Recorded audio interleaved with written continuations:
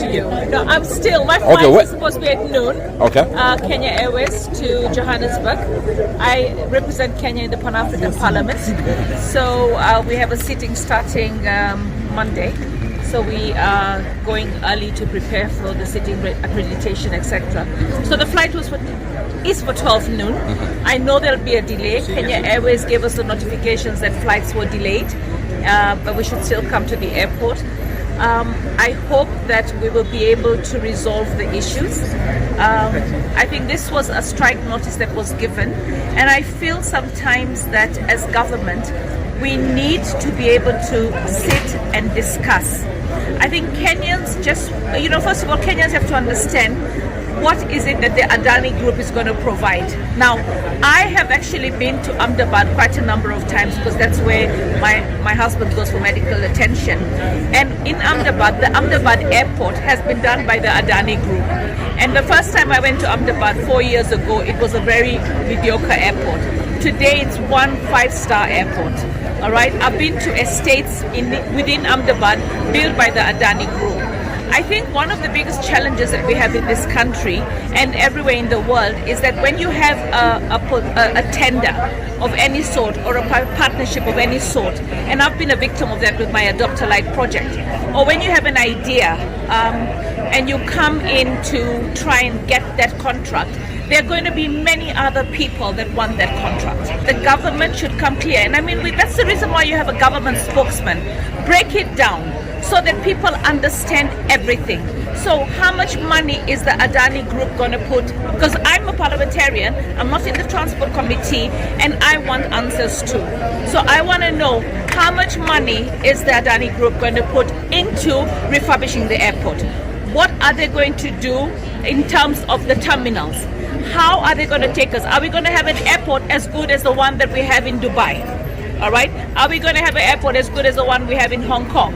Are we going to really become an airport that can see a traffic of 5 million people? Are we building an airport within those 30 years that can make Kenya a destination for connectivity? And then also, what is their investment? Because obviously if they're making an investment, they have to make a return. But as we're speaking right now, I know that unfortunately, most of the parastatals that we have, including JKIA, are probably not making profits, and they're eating into the need for the government to keep looking for money. So I think just like I am looking for information, I think every Kenyan is looking for information, and the employees of the airport are also looking for information. Because the first thing that they heard was there's going to be job cuts, right? And I think anybody who's coming in has to be sensitive to the fact that the economy is tough and nobody wants to lose their job.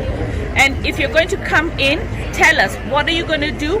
You're going to have to make things better than they are for the people that are working here and the country at large. So, I like the solidarity that they have, right? And I hope that we can resolve it sooner, right? I hope that I will fly out today. I think I'm going to have a wait, and that's pretty normal. But if we're going to get it right for Kenya, then this is okay. I stand with the people that want to see change, but with answers. So I think the office of the president and the executive has got to come out clean and say, this is what it is. And then we start interrogating that and we say, can we make a better negotiation? But in this particular case, I don't feel well informed. All right, and I want to be informed by the state. I want to be informed by the ministry. I want to be informed not just by social media, and spell it out, not in a 10,000-page document.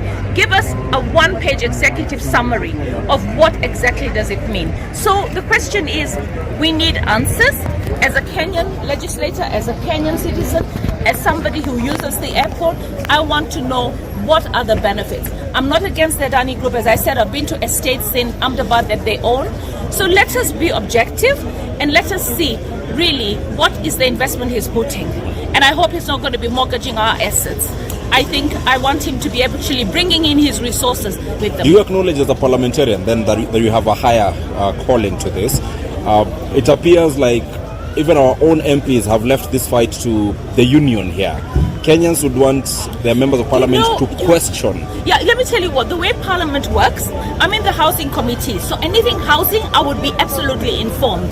All right, I'm one human being, I can't cope with everything, so I'm in lands and housing. So those are my primary concerns. That's why you saw we went with the president to visit the high-rise housing. So the thing is, when it comes to JKIA, it's under transport. So the transport ministry has to give the information. And the fact that we have a strike today is because the communication information flow is slow. All right? Because I believe that when human beings come together objectively, they will be able to come up with a solution.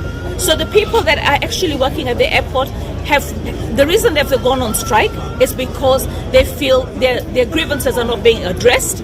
They also feel insecure about their jobs, and they're probably questioning what's going to happen to the asset overall. But if Adani Group is bringing, and also I think the government just needs to come absolutely clear, and they need to give that information in small bites, not in huge documents that people can't understand.